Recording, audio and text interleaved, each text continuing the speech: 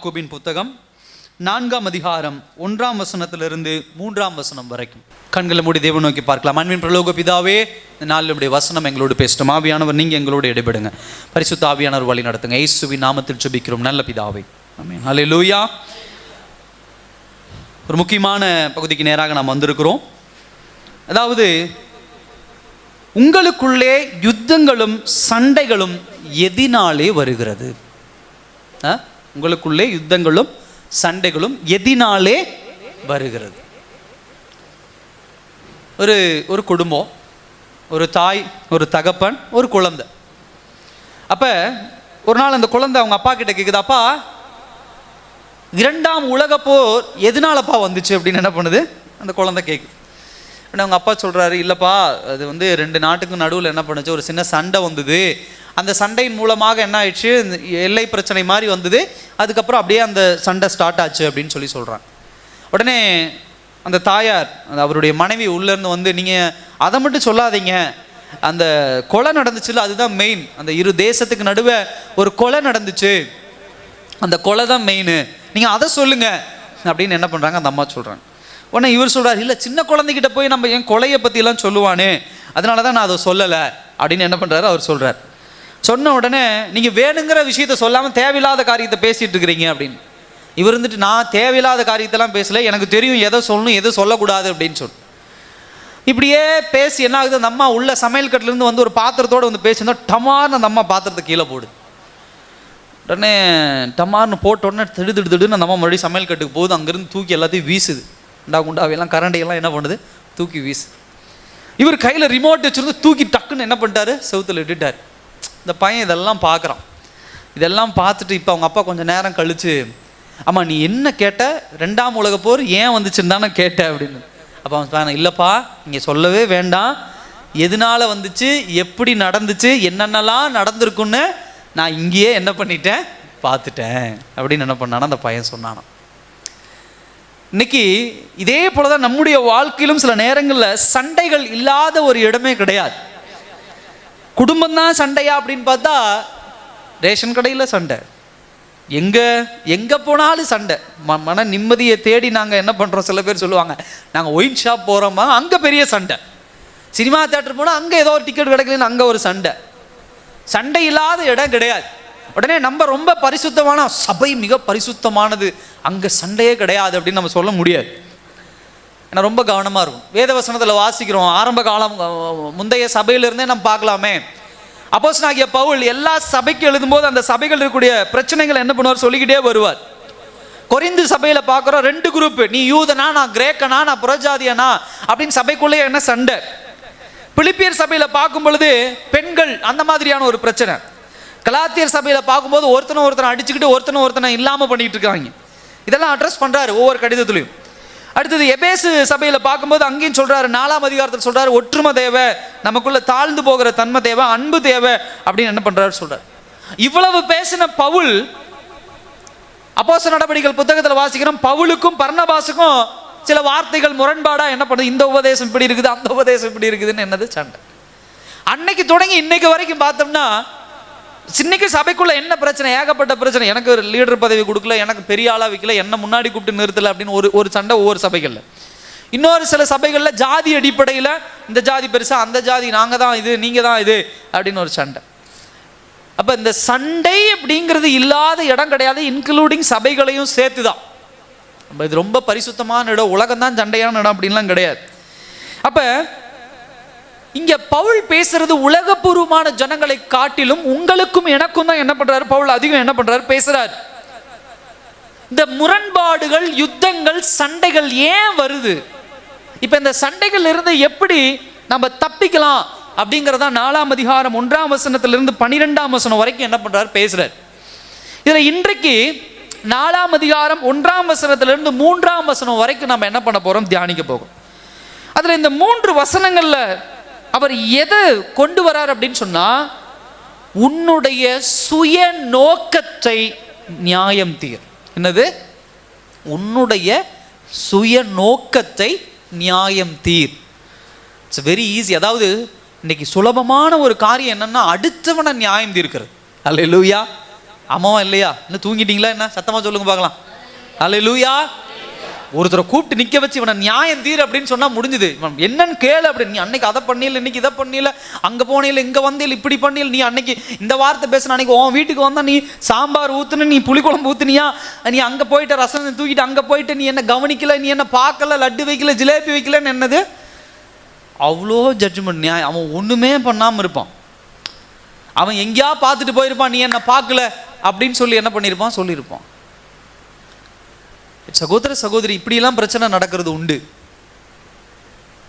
ஆனா உங்களை நீங்களே நியாயம் தீர்த்து கொள்ளுங்கன்னு யார் சொல்றா?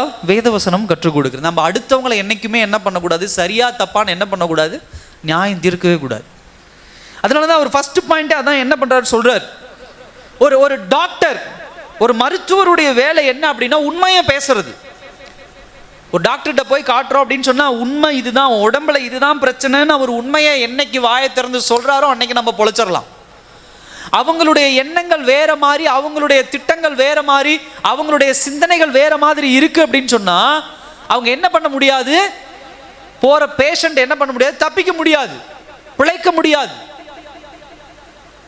அதே போலதான் வேத வசனத்தில் நம்ம பார்க்கிறோம், நம்மை நாமே, நம்முடைய நோக்கங்களை, நம்முடைய திட்டங்களை நாம் நியாயம் தீர்க்கவில்லை என்று சொன்னால் யுத்தங்களும் சண்டைகளும் வீட்டில் தொடங்கி நாடு வரைக்கும் என்ன பண்ணும், தொடர்ந்து நடந்து கொண்டேதான் என்ன பண்ணும் இருக்கும். ஒரு 4-5 பாயிண்ட் நான் சொல்றேன் இந்த காலை வேளையில. முதல்ல 1ஆம் வசனத்தில் சொல்லப்படுகிறது, உங்களுக்குள்ளே யுத்தங்களும் சண்டைகளும் எதனாலே வருகிறது. நல்லா கவனிங்க, உங்களுக்குள்ளே. இந்த உங்களுக்குள்ளே அப்படிங்கிற ஒரு வார்த்தையை நீங்க ஒருவர் இன்னொருவர் அப்படின்னு எடுக்கிறத காட்டிலும் எனக்குள்ளே, என்னது எனக்குள்ளே, எனக்குள்ளேயே ஒரு மிகப்பெரிய சண்டை நடந்துட்டு இருக்கு. யாராவது சொல்ல முடியுமா இல்லை அப்படின்னு? என்ன சண்டை? குழப்பம் இருக்கா இல்லையா? இது போலாமா? ஒரு சைடு சொல்லும் இல்லை இதை செய்யலாம், இதை வாங்கலாம், இன்னொரு சைடு செய்யும் இதை வாங்க வேண்டாம். ஒரு சைடு சொல்லும் அந்த கல்யாணத்துக்கு போகலாம், திருமணத்துக்கு போகலாம், இன்னொரு சைடு சொல்லும் அவன் அன்னைக்கு அப்படி பேசிட்டான், நான் அந்த திருமணத்துக்கு என்ன பண்ணக்கூடாது, போகக்கூடாது அப்படின்னு சொல்லி. ஒரு சைடு என்ன பண்ணும், குடும்பத்தில் கணவன் மனைவி ஆகட்டும், தாய் தகப்பனாகட்டும், பிள்ளைகள் ஆகட்டும், எப்படி சொல்லும், இல்லை என்னதான் இருந்தாலும் அவங்க பாவம், நம்ம அப்பா அம்மா அவங்க பாவம், நம்ம மனைவி அவங்க பாவம், நம்ம கணவர் அவங்க பாவம் அப்படின்னு சொல்லும். இன்னொரு சைடு என்ன சொல்லும், இல்லை பாவம் நம்ம பார்த்தாலும் அவங்க என்ன அன்னைக்கு அந்த மாதிரி பேசிட்டாங்கல்ல, அன்னைக்கு அவங்க அந்த மாதிரி பண்ணிட்டாங்கல்ல அப்படின்னு என்ன பண்ணும், சொல்ல ஆரம்பிக்கும். அப்ப முதலாவது காரியம் என்ன அப்படின்னு சொன்னா, ஒரு மனுஷனுடைய வாழ்க்கையிலே முரண்பாடுகள், சண்டை எப்ப வருது அப்படின்னா தனக்குள்ளே ஏற்படுகிற யுத்தம். அல்லேலூயா. ஃபர்ஸ்ட் பாயிண்டே அதுதான். அதுலதான் அவர் சொல்றாரு, உங்கள் அவயவங்களில் போர் செய்கிற. நல்லா கவனிங்க, அவயவங்கள் அப்படின்னா உங்கள் சரீரம். உங்க கை சண்டை போடுது, உங்க கால் சண்டை போடுது, உங்க வாய்க்கு வாய் சண்டை போடுது, உங்க இருதயத்துக்குள்ள ஒரு சண்டை நடக்குது, ஒரு மிகப்பெரிய யுத்தம் இழுத்துட்டு கிடக்குது. இதை சரியாக நம்ம நியாயம் தீர்க்காததுனாலதான் நம்மை தாண்டி நம்மை சுற்றி இருக்கிறவர்கள் மத்தியில என்ன பண்ணுகிறது, சண்டை வர என்ன பண்ணுகிறது ஆரம்பிக்கிறது.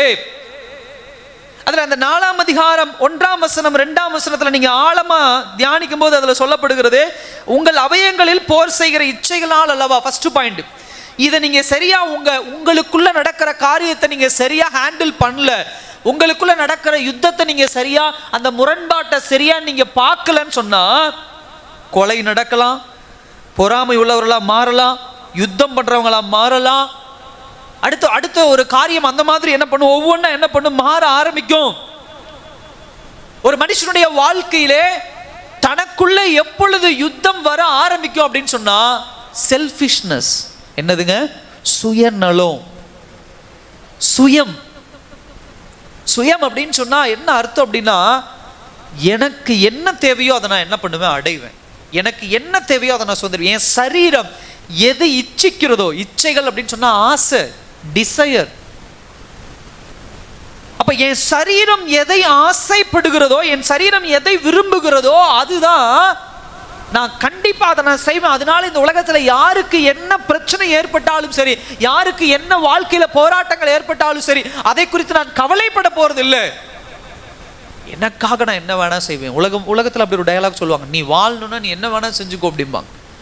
நீ வாழணும்னா நீ என்ன வேணா செஞ்சுக்கோ, உலகம் சொல்லி கொடுக்குற ஒரு டயலாக் அது. அதனாலதான் உலகத்துல எல்லாமே எப்படிப்பட்டதாக இருக்குது? ஒரு ஸ்டேட்டஸுக்கு மேலே போகும்போது பைத்தியம் பிடிச்சவங்க மாதிரி என்ன பண்ணிடுறாங்க, எல்லாம் ஒரு மாதிரி ஆக ஆரம்பிச்சிடுறாங்க.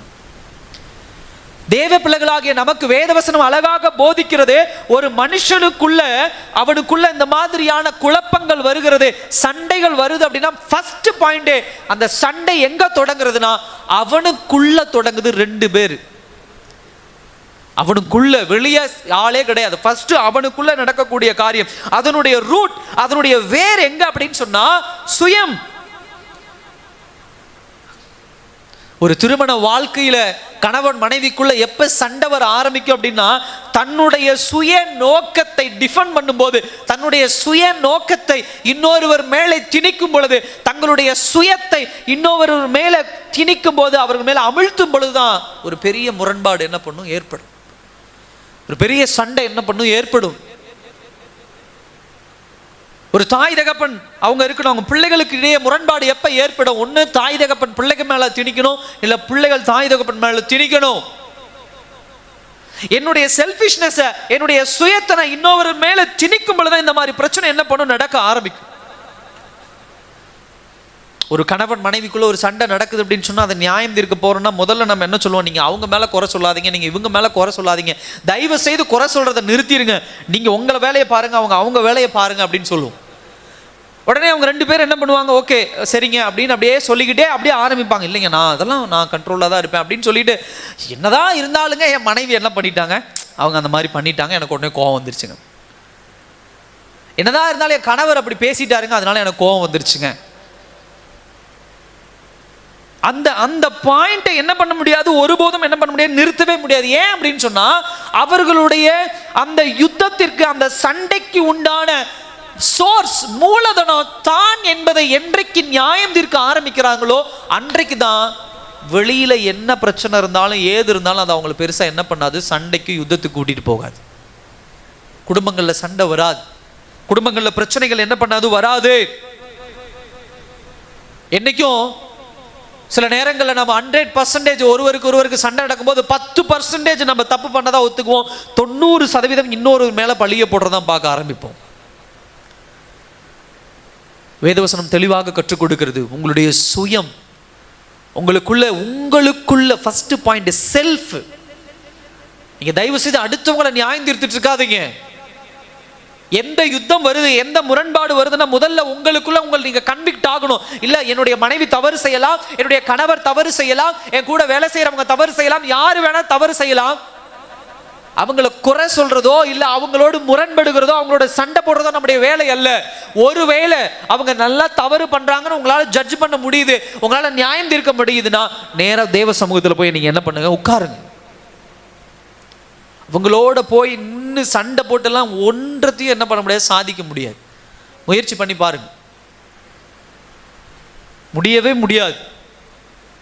கர்த்தர் பார்த்து அவங்கள மனம் திரும்ப வைக்கல, கர்த்தர் பார்க்க அவங்க இருதயத்தை உடைக்கலன்னா நம்ம எவ்வளவு முயற்சி பண்ணாலும் ஒண்ணு வேண்டா வெறுப்போடு செய்வாங்க, இல்லைன்னா சமாதானம் இல்லாமல் செய்வாங்க, இல்லைன்னா எதிர்த்து சண்டை போடுவாங்க, சமாதானம் இழந்து போகும்.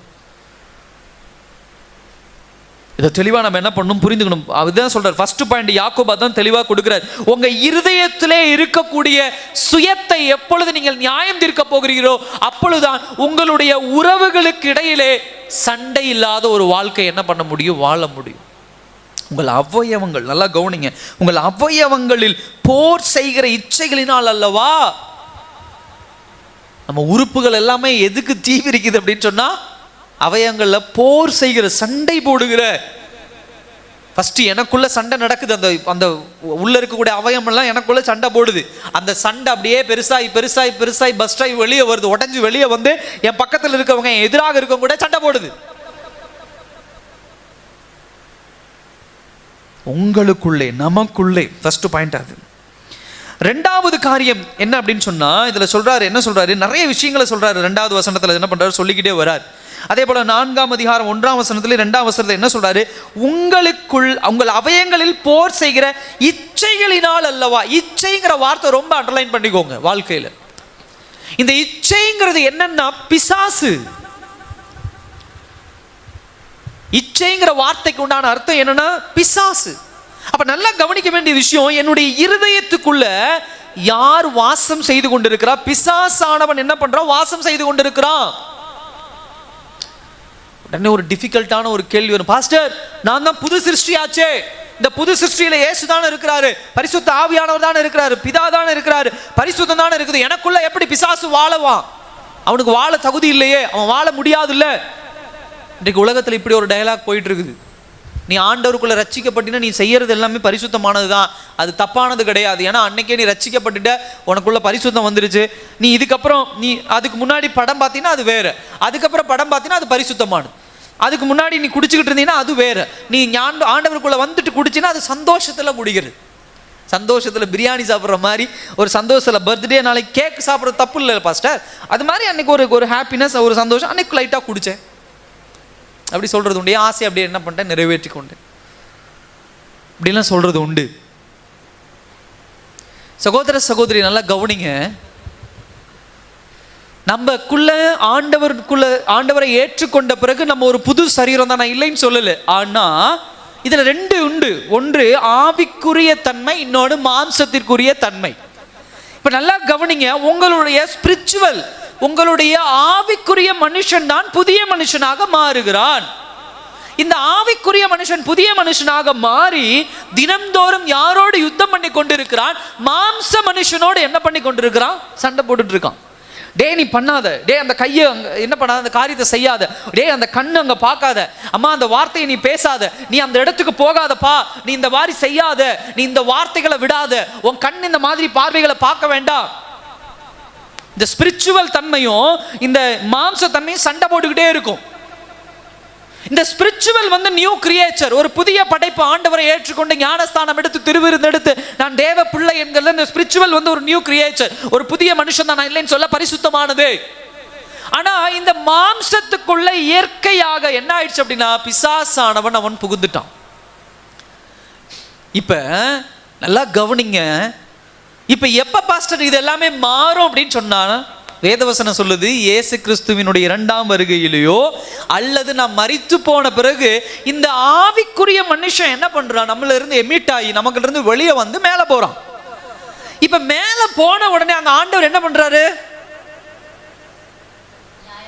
நியாயம் இருக்கிறார். கண்டுபிடிங்க. நல்லா கவனிங்க, தெளிவாக நான் சொல்கிறேன். ஒரு மனுஷன் இருக்கிறான்னா அவன் செத்து போகிறான், செத்து போனோன்னு அவனுடைய சரீரத்தை இங்கே அடக்கம் பண்ணுறாங்க. இப்போ இந்த உள்ளே இருக்கக்கூடிய மனுஷன் ஆவி என்ன பண்ணுது? அவனை விட்டு வெளியே வருது. வெளியே வந்தோன்னே பரலோகம் போகுதுன்னே வச்சுக்கோங்க. இப்போ அங்கே ஒரு இன்சிடென்ட் ஒன்று நடக்குமே, என்ன நடக்கும்? என்னங்க? ஜீவ புஸ்தகத்தில் பேர் இருக்கான்னு பார்க்கும். அடுத்தது நியாய தீர்ப்பு. அடுத்தது புது சரீரம் கொடுக்கப்படும். ஹல்லேலூயா. தெரியுமா தெரியாதா? நான் புதுசா ஏதாவது சொல்றேன்னா, புது சரீரம் கொடுக்கப்படும். இப்ப இந்த ஸ்பிரிட் என்ன பண்ணும் அப்படின்னு சொன்னா, அங்க கொடுக்கப்படுகிற புதிய சரீரத்துக்குள்ள பொருந்தி வைக்கப்படும். இப்ப இந்த புது சரீரம் தான் என்ன பண்ணும்? பரலோகத்துக்குள்ள வாசம் பண்ணுகிற ஒரு உருவமா என்ன பண்ண போகுது? இருக்க போகிறது. அப்ப இந்த சரீரம் இங்கே மண்ணோடு மண்ணா மக்கி என்ன பண்ணிடும்? இங்கே புதைக்கப்படும். அப்ப அங்க கொடுக்கப்படுகிற ரிசரக்டட் பாடி, புது சரீரம் என்ன பண்ணும் அப்படின்னு சொன்னா, பரலோகத்துல அந்த சரீரத்துக்குள்ள பிசாசானவன் வாசம் பண்ண முடியாது. ஹல்லேலூயா. அந்த சரீரம் உங்களுக்கு எப்படி? இப்ப பாருங்க, என்னதான் நம்ம வந்து ரொம்ப ஜெபம் பண்ணி காலையில ஹோலி ஸ்பிரிட் பரிசுத்த ஆவியானவன் வந்தாலும் நம்மளை அறியாம கை ஏதாவது ஒன்று செஞ்சிடும், வாய் ஏதாவது ஒன்று செஞ்சிடும், கண் எதையாவது ஒன்று பார்த்துரும், ஏதோ ஒரு பாவத்தை என்ன பண்ணிடுவோம், நம்மளை அறியாம செஞ்சு ஆண்டவரே நம்ம மன்னிங்க ஆண்டவரே நம்ம புலம்புறது உண்டு. இப்படி நம்மை தாண்டி நம்மளை ஓவர் கம் பண்ணி இந்த சரீரம் போகுது அப்படின்னு சொன்னா, பிசாசானவனுடைய தன்மையும் நமக்குள்ள என்னது உண்டு இந்த சரீரத்துல, ஆதாம் ஏவாளுடைய சரீரமாகிய இந்த சரீரத்துல. ஆனா உயிர் தெழுந்து பரலோகம் போகும் பொழுது நம்முடைய ஆவிக்கு ஏற்ற ஒரு சரீரம், புது சரீரம் கொடுக்கப்படும் பாருங்க. அது என்ன பண்ணும் அப்படின்னு சொன்னா, பாவத்திற்கு ஓடாது. ஹல்லேலூயா. அது கண் அப்படி பார்க்காது, கை அந்த மாதிரி செய்யாது. அப்ப பாஸ்டர், இந்த பூமியில வாழும் பொழுது நல்லா புரிஞ்சுக்கோங்க, இந்த பூமியில வாழும் பொழுது பிசாசானவன் இந்த சரீரத்திலே இருக்கிறான், வாசம் பண்றான். ஐயோ பேய் இருக்குதா எனக்குள்ள அப்படின்னு நீங்க என்ன பண்ண கூடாது, நினைக்க கூடாது. பேய் இல்லை, சில பேர் உடனே பேய் இருக்குது பாஸ்டர் ஓட்டுங்க, நீங்கள் தானே சொன்னீங்க அப்படிலாம் நினைக்கக்கூடாது. எல்லாருக்குள்ளும் மரணிக்கும் வரை உண்டு. நம்ம பார்க்குறோம் பெரிய பெரிய போதகர்மார்கள், அவர்களா அப்பா பேர்பட்டிய பாஸ்டர் அப்படிம்பாங்க. கடைசி நேரத்தில் ஏதாவது ஒரு தப்பு பண்ணி அவரை பற்றி ஒரு தப்பான ஒரு விஷயம் வரும். நீங்கள் ஆகட்டும் நான் ஆகட்டும் 10 வருஷம் ஆண்டவருக்குள்ள பரிசுத்தவான் அப்படின்னு சொன்ன நானே ஒரு நாள் என்ன பண்ணுவோம், ஒரு தப்பான விஷயம் என்ன பண்ண என்னை பற்றி வெளியே வர நான் செஞ்சுருக்கலாம், செய்யாமல் இருக்கலாம், செய்திருக்கலாம். நீங்கள் அப்படி இருக்கலாம், நான் அப்படி இருக்கலாம், யார் வேணா அப்படி இருக்கலாம். அப்போ அவங்க 10 வருஷம் அப்படி தப்பு பண்ணலையான 10 வருஷம் தப்பு பண்ணலை. ஆனால் அந்த 11ஆவது வருஷம் அவங்க தப்பு பண்ணுறாங்க அப்படின்னு சொன்னால் பிசாசானவன் புதுசாக வீடு கட்டி அவங்க வீட்டுக்குள்ளே குடி வரல. 10 வருஷம் அவன் போராடிக்கிட்டே இருக்கிறான். அந்த நேச்சர், அந்த மாம்சத்தில் அந்த சரீரம் போராடிக்கிட்டே இருக்குது, ஏதாவது ஒரு பாவத்தை செய்யறதுக்கு தூண்டி விட்டுக்கிட்டே இருக்குது.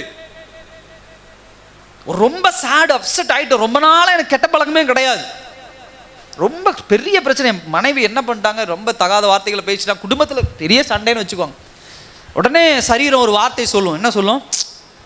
ஒருவேளை நான் குடிப்பழக்கத்திலிருந்து மீண்டு ரசிக்கப்பட்டு வந்திருக்கிறேன்னா சொல்லும், கம்முன்னு இது குடிச்சிருக்கலாம், என்ன பண்ணியிருக்கலாம், கம்முன்னு குடிச்சிட்டு வந்தோம்னு அந்த பிரச்சனை என்ன பண்ணிடலாம், சால்வ் பண்ணிடலாம். நான் பழைய மனுஷனாக மாறின அந்த பிரச்சனை என்ன பண்ணிடலாம், சால்வ் பண்ணிடலாம். இப்படியான நான் மாற்றிடலாம், இப்படியான நான் பண்ணிடுவேன். அப்போ நல்லா கவனிங்க, உங்களுக்குள்ள இருந்த அந்த நேச்சர் என்ன பண்ணும், இயற்கை தன்மை என்ன பண்ணும், கொஞ்சம் கொஞ்சமாக வெளியே வர ஆரம்பிக்கும். அந்த நேரத்தில் நீங்கள் என்ன பண்ணணும், ஸ்டெடியாக இருக்கணும். என்றைக்கும் நல்லா கவனிங்க, பிசாசானவன் உங்களுக்கு ஆப்போசிட்ல நின்று சண்டை போட மாட்டான், உங்களுக்கு உள்ள இருந்து தான் என்ன பண்ணுவான், சண்டை போடுவான். ஹல்லேலூயா.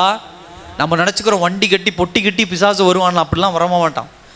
உன் கையில் ஒன்றுமே இல்லை, வீட்டுக்குள்ளே ஒன்றுமே இல்லை, சும்மா 4 செவுரு, அதில் கதவு சாத்திருக்கு, யாருமே வர வாய்ப்பு இல்லை. தனிமையில் நீங்கள் பாவம் செய்யலாம். உங்களை இன்டியூஸ் பண்ணுவான், உங்களை தூண்டி விடுவான், அவங்கள அதில் விழ வைப்பான். தாவீது பத்சேபாளுடைய விஷயம் பார்க்கிறோம். அவன் எங்கேயோ ஒரு உப்பரிகையில் இருக்கிறான். தேவன் இருதயத்துக்கு பிரியமானவன், ஏற்றவன் சொல்லி அவ்வளோ ஹோலியா ஸ்பிரிட்டா இருந்த ஒரு மனுஷன் தாவீது. அவன் ஏதோ ஒரு பில்டிங்ல இருக்கிறான், பத்சேபாள் ஏதோ ஒரு பில்டிங்ல இருக்கா. பத்சேபாள் எந்த தவறும் செய்யல, பத்சேபாள் தப்பான முறையில தாவீது அழைக்கல. ஈவன் பத்சேபாளுக்குள்ள இருக்கக்கூடிய ஒரு பரிசுத்தம், தாவீதுக்குள்ள இருக்கக்கூடிய ஒரு பரிசுத்தம் பத்சேபாளுக்குள்ள இருக்குமானா அது கேள்விதான். ஏன்னா பத்சேபாளை குறித்து நமக்கு தெரியாது. அப்ப அவ்வளோ ஆவிக்குரிய நிலைமையில் இருந்திருப்பானா, கிடையாது. ஆண்டவர் பத்சேபாளின் இருதயத்துக்கு ஏற்றவன் சொல்லல. ஆனா இப்படி இருதயத்துக்கு ஏற்றவன் சொல்லி அவ்வளோ பரிசுத்தமா இருந்த தாவீது, அவ்வளோ ஸ்பிரிச்சுவலா இருந்த தாவீது உப்பரிகையிலே உலாவும் பொழுது கண்ணில் தென்படுது, அவனுக்குள்ள அந்த பாவம் உந்த ஆரம்பிக்குது, இச்சை அவனுக்குள்ள எழும்ப ஆரம்பிக்குது, பத்சேபாலோட பாவம் பண்ணிடுறான். இப்ப யார் அங்க ஜெயிச்சிடுறா, மாம்சம் ஜெயிச்சிருது. பிசாசானவன் இப்படிப்பட்டவனாக தான் ஒவ்வொரு மனுஷனுக்குள்ளே என்ன பண்றான், வரான், நமக்குள்ளேயே இருக்கிறான். தயவு செய்து கவனிங்க, அவன் நமக்குள்ளே இருந்து என்ன பண்றான், யுத்தம் பண்ண ஆரம்பிக்கிறான். எங்கே வாசம் செய்கிறான், இருதயத்துக்குள்ளே வாசம் செய்து உங்களோடு நிறைவேற்றி அவன் என்ன பண்ண, நல்லா கவனிங்க. 4ஆம் அதிகாரம் 1ஆம் வசனத்துல பாருங்க, இச்சைகளினால் அல்லவா. 3ஆம் வசனத்துல பாருங்க என்ன சொல்றான்னா, உங்கள் இச்சைகளை நிறைவேற்றும்படி. அல்லேலூயா. பிசாசானவனை பொறுத்த வரைக்கும் இச்சையை தூண்டி விடுவான், அதை நிறைவேற்றுவதற்குண்டான வழியும் கொடுத்துருவான். ஆனா உபத்திரவத்தை மட்டும் யார் தாங்கணும், யார் தாங்கணும்? ஒரு பாவத்தை தூண்டி விடுவான், அந்த பாவத்தை எப்படி செய்யணும்னு அழகா ரூட் போட்டு கொடுப்பான். இதெல்லாம் நீங்க போய் விழுந்துட்டீங்கன்னா டாட்டா வச்சுட்டு போயிடுவான். பார் பாய் சி யூ, இனிமே வர பிரச்சனையெல்லாம் நீ என்ன பண்ணிக்கோ, பார்த்துக்கோ, இனி நீ சண்டை போட்டுக்கோ. நாம் விழுந்து சேத்துல விழுந்த மாதிரி அந்த பாவத்தில் விழுந்து தடுமாறி எந்திரிச்சு நிக்கிறதுக்குள்ள வாழ்க்கை பாதி கடந்து போயிடும். இதுதான் பிசாசானவனுடைய வேலை. ஃபர்ஸ்ட் பாயிண்ட் அது. அந்த இந்த பாயிண்ட்ல பிசாசன் ஃபர்ஸ்ட் செய்ய. ரெண்டாவது பிசாசனுடைய காரியம் என்ன அப்படின்னா, பிசாசு எப்படி தன்னை வெளிப்படுத்துவான் அப்படின்னு சொன்னா, உங்களுக்கு ஒரு நண்பனை போல, ஒரு உதவி செய்கிறவனை போல, சப்போர்ட் உள்ளவனை போல என்ன பண்ணுவானா பிசாசு வெளிப்படுவான். பார்க்குறோம், இச்சைகள் நிறைவேறும்படி. உன் கனவு நிறைவேற உன் தாய் தகப்பன்மார்கள் என்ன பண்றாங்க சொல்லுங்க, உன் கனவு நிறைவேறதுக்கு உங்க அப்பா அம்மா உன் கூட இருக்காங்க. சொல்றோமா, நீ படிச்சதுல ஃபர்ஸ்ட் ரேங்க் எடுக்க உன் டீச்சர்ஸ், உன் பள்ளி உன்னோடு கூட நிற்கும். நீ வாழ்க்கையில முன்னேறுவதற்கு உன் நண்பர்கள் உன்னோடு கூட நிற்பார்கள். சொல்றோம் பாத்தீங்களா, என் வாழ்க்கையில முன்னேறதுக்கு என் மனைவி எனக்கு சப்போர்ட்டா இருந்தாங்க. மனைவி சொல்லுவாங்க, மனைவி பெண்கள் யாராவது முன்னே, என் கணவர் எனக்கு சப்போர்ட்டா இருந்தாரு, இப்படிலாம் டயலாக் கூடுறது உண்டு. பிசாசானவன் இப்படிதான் நமக்கு என்ன பண்ணுவான், அவனை போர்ட்ரேட் பண்ணிப்பான், அவனை உருவகப்படுத்தி கொள்ளுவான். எப்படி? ஃப்ரெண்ட்லியா, சப்போர்ட்டா நமக்கு இருக்கிற மாதிரி. சில வாக்குத்தத்தங்களை கொடுக்குற மாதிரி என்ன பண்ணுவான், அவன் செய்வான். ஆனா நல்லா கவனிங்க, உங்க லைஃபை, உங்களுடைய வாழ்க்கை அப்படியே சந்தோஷமாய் மாற்றுவதை போல உங்களுக்கு சப்போர்ட் பண்ணுவாங்க. சந்தோஷமா இருக்குப்பா சொல்லுவாங்க. சினிமாவுக்கு போய் உட்காந்தா 3 மணி நேரம் அந்த கவலை தெரியாது. டிடிஎஸ் சவுண்ட் என்ன, தியேட்டர் ஸ்கிரீன் பிரசன்ஸ் என்ன, மறந்துடலாம், உலகத்தையே மறந்துடலாம்ப்பா. குடிச்சிட்டா 6-7 மணி நேரம் மறந்துடலாம்ப்பா. இன்னொரு ஆள்கிட்ட எதிர்முனையில் ஃபோனில் பேசணும்னா எல்லாத்தையுமே மறந்துடலாம். அது ஒரு சந்தோஷம். நல்லா கவனிச்சு பாருங்க. அது ஒரு மகிழ்ச்சியை, கிளர்ச்சியை உண்டாக்கும் நமக்குள்ள. அது அந்த சரீரம் வாஞ்சிக்கும். ஒரு நேர்மையான உறவுக்கு மத்தியில், நேர்மையான காரியத்துக்கு மத்தியில் இருக்கக்கூடிய சந்தோஷத்தை காட்டிலும் தவறான உறவிலே, தவறான காரியங்களில் சில மணி நேரங்கள் நம்முடைய சந்தோஷம் அதிகமாகும். சந்தோஷம், மகிழ்ச்சி அதிகமாகும். ஏன்னா இதெல்லாம் பிசாசானவனுடைய வேலை. நல்லா கவனிச்சு பாருங்க. ஒரு சுகர் பேஷண்ட் இருக்காங்கன்னா ஸ்வீட் சாப்பிடக்கூடாது, அதான் அவங்களுக்கு உண்டான டயலாக். ப்ரெஷர் இருக்காங்கன்னா நான்வெஜ், மட்டன் எடுக்கக்கூடாது, இது அவங்களுக்கு உண்டான காரியம். என்னென்ன உடம்புல என்னென்ன பிரச்சனை, சளி அதிகமாக இருக்கு, கோல்டு சீக்கிரம் சளி பிடிக்கும்னா ஃப்ரிட்ஜ் பொருட்கள் அதிகம் சாப்பிடாதீங்கன்னு சொல்லுவாங்க. ஆனால் நல்லா கவனிச்சு பாருங்க, இந்த சரீரம் எதை வாஞ்சிக்கும் சொல்லுங்க? எதை வாஞ்சிக்கும்? அதுதான் அதிகம் ஆசைப்படும். அவ்வளோ சுண்டலோ பட்டாணியோ எவ்வளவோ இருக்கும், பட் அங்கே இருக்க அந்த சின்ன லட்டு ரொம்ப என்ன பண்ணும், ரொம்ப நாளாக ஈர்த்துட்டே இருக்கும். ஃபிஷ் இருக்குது, மீன் இருக்குது, கோழி இருக்குது, இந்த மாதிரி நிறைய ஐட்டங்கள் இருக்கும். ஆனால் மட்டன் அது ஒரு வேணா வந்து சொல்லிட்டு போயிடுவான், மட்டனை போல ஒரு டேஸ்டானது எதுவும் இல்லை அப்படி. இவருக்கு ப்ரெஷர் 250-300 இருக்கும். அவன் சொல்லி சொல்லி இன்னைக்கு எவனும் சொல்ல தேவையில்லை. என்ன ஆயிடுச்சு, ஃபோன் வந்துருச்சு. ஒரு ஃபீடை நம்ம ஒரு இதை அப்படி திருப்பினோம்னா சாப்பாட்டு விஷயமா வருது. சாப்பிடாதவன் கூட 10 நாள் தொடர்ந்து 2 நாள் பார்த்தானா 3ஆம் நாள் அவனை அறியாமல் ஹோட்டலில் போய் என்ன பண்ணிடுவோம், உட்காந்துருவோம், அதை வாங்கி சாப்பிட்டு வந்துடுவோம். அதே போல தான் பிசாசானவன் என்ன பண்ணுவான், உங்களுக்கு சப்போர்ட் பண்ற மாதிரி உங்க அந்த அந்த அந்த அந்த ஃபீல் அப்படின்னு சொல்லுவாங்க, அந்த உணர்வை மேம்படுத்தி காட்டுவான். ஆனா அந்த பாவத்தின் மூலமாய் வரப்போகிற பிரச்சனைகளை குறித்து அவன் பேசவே மாட்டான். அல்லேலூயா, பேச மாட்டான். நீ நல்லா கவனிச்சு பாருங்க. குடிக்கிறதுல இருக்கக்கூடிய சந்தோஷம் ஹைலைட்டா இருக்குமோ தவிர குடியினால் ஏற்படுகிற பிரச்சனைகள் வர சொல்ல மாட்டான். ஒரு தவறான பழக்கத்தினால் ஏற்படுகிற அந்த சந்தோஷம், அந்த உணர்வு நமக்கு பெருசா தெரியுமோ தவிர இந்த பிரச்சனையினால பின்னாடி என் குடும்பத்தில் எவ்வளவு பிரச்சனை வரும் தெரியுமா, என் கணவருக்கு மத்தியில், என் மனைவிக்கு மத்தியில், என் பிள்ளைகள் மத்தியில், என்னுடைய தாய் தகப்பன் மத்தியில் இந்த உறவினால, இந்த தப்பான உறவினால எவ்வளோ பெரிய போராட்டங்கள் ஏற்படும், எவ்வளோ பெரிய பிரச்சனைகள் ஏற்படும், எவ்வளோ பெரிய இழப்புகள் ஏற்படும், மறந்துடுவோம். பிசாசனுடைய வேலை அதுதான். நீங்க நல்லா கவனிச்சு பாருங்க. இந்த அதிகாரத்துல 4 times, அதாவது 4 முறை அந்த பாயிண்ட என்ன பண்றாரு, திரும்ப திரும்ப சொல்றாரு. 2ஆம் வசனத்துல பாருங்க, நீங்கள் இச்சித்தும் கிடைக்கவில்லை, நீங்கள் கொலை செய்தும் பொறாமை உள்ளவர்களாக இருந்தும் அடையக்கூடாமற் போகிறீர்கள். நல்லா பாருங்க, கிடைக்கவில்லை, அடையக்கூடாமற் போகிறீர்கள். அதே போல சண்டை முத்தம் பண்ணியும் நீங்கள் விண்ணப்பம் பண்ணாமல் இருக்கிறதுனாலே உங்களுக்கு சித்திக்கிறதில்லை. 3வது வசனம் பாருங்க, இச்சைகளை நிறைவேற்றும்படி செலவழிக்க வேண்டும் என்று தகாதமாய் விண்ணப்பம் பண்ணினாலும் பெற்றுக்கொள்ளாமல் இருக்கிறீர்கள். 4 பாயிண்ட் நெகட்டிவா என்ன பண்றாரு, ஒரு பாவமுள்ள ஒரு மனுஷன், ஒரு இச்சையுள்ள ஒரு மனுஷன் தன்னுடைய சுயாதீனத்தை இந்த உலகத்தில் தீர்த்து கொள்ள போராடினா அவனுக்கு கண்டிப்பா அது கிடைக்காது, அது ஒரு நிறைவேறுதலா இருக்காதுங்கிறத என்ன பண்றாரு ஆண்டவர் சொல்றாரு. அல்லேலூயா. காயின் ஆபேல் போய் பலி செலுத்துறாங்க. பலி செலுத்தும் பொழுது ஆண்டவர் யாருடைய காணிக்கை ஏற்றுக்கொண்டார்? சத்தமா சொல்லுங்க பார்க்கலாம். ஆபேலுடைய பலியை ஏற்றுக்கொள்கிறார். இப்ப ஆண்டவர் என்ன பண்ணல, காயினுடைய பலியை நிராகரிக்கவில்லை, ஆனா காயினுடைய பலியும் அங்கீகரித்தார். ஆனா ரொம்ப சந்தோஷமா எடுத்துக்கொண்டது ஆபேல். இப்ப காயினுக்குள்ள என்ன ஆகுது, அவனுடைய முகநாடி வேறுபடுதுன்னு சொல்லி இப்ப என்ன பண்ணிடுறான், கொலை பண்ணிடுறான். யார? ஆபேலை கொலை பண்ணிடுறான். இப்ப என்ன விஷயம் அப்படின்னா நல்லா கவனிங்க. காயினுக்கு இருந்த பிரச்சனை என்ன, என் தம்பியுடைய பலியை ஏற்றுக்கிட்டார் ஆண்டவர், என் பலி என்ன பண்ணல, ஏற்றுக்கல. அப்போ ஒரு நல்ல ஒரு ஞானமுள்ள ஒரு மனுஷனாக இருந்தால் என்ன பண்ணும், அடுத்த தடவை அதுக்கு முந்தி நான் பெஸ்ட்டான பலியை கொடுத்து ஆண்டவர் நான் என்ன பண்ணிக்கிறேன், ஏற்றுக்கொள்ள, இதை செஞ்சா போதும். ஆனால் அவன் என்ன பண்ணுறான், கொலை பண்ணி கடவுளுக்கு விரோதமாக மாறிடுறான். நல்லா கவனிங்க, பிரியமானதுல பெஸ்ட்டாக வரலைன்னு கோபப்பட்டவன் வெறுப்புள்ள ஒரு மனுஷனா என்ன பண்ணிடுறான், மாற ஆரம்பிச்சிடறான். அப்ப இந்த கொலை என்பது அவனுக்கு எப்படி பிசாசானவன் தூண்டி விடுறான் அப்படின்னு சொன்னா, அவனை கொன்னுட்டா அடுத்தது நீ செலுத்துற பலியை கர்த்தர் அங்கீகரிச்சிருவாரு. அல்லேலூயா. ஆனா கொலை வந்து தேவனுக்கு பிடிக்காத ஒரு விஷயம். கர்த்தர் உன்னை வெறுத்து புறந்தள்ளிடுவார், உன் சந்ததியே கடவுள் ஏற்றுக்கொள்ள மாட்டார் அப்படிங்கிற அந்த விளைவை பிசாசு என்ன பண்ண முடியல, அவனுக்கு விளக்கல. இப்போ உங்களுக்கு நல்லா புரியும், பாவம்ங்கிறது அப்படிதான்.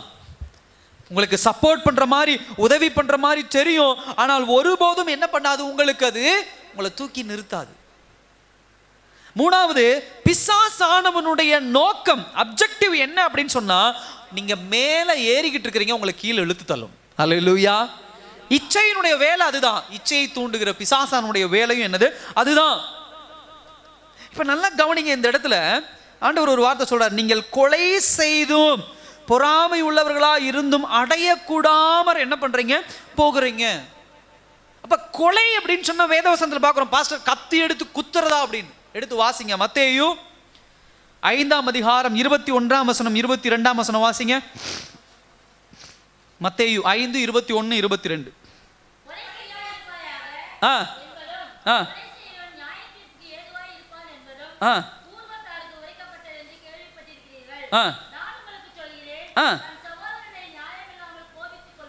தன் சகோதரனை நியாயம் இல்லாமல் கோபித்துக் கொள்ளுகிறவன் நியாய தீர்ப்புக்கு நல்லா கவனிங்க. இப்ப நல்லா கவனிக்க வேண்டிய விஷயம் என்னன்னா, இங்க கொலைன்னு எதை சொல்றாருன்னு சொன்னா, தன் சகோதரனை ஏற்றுக்கொள்ளாமல் அவன் தவறே பண்ணாம அவன் சண்டை போட்டுட்டு அவன் முரண்பாடு பண்றது கூட கொலைக்கு என்னது, சமமானது.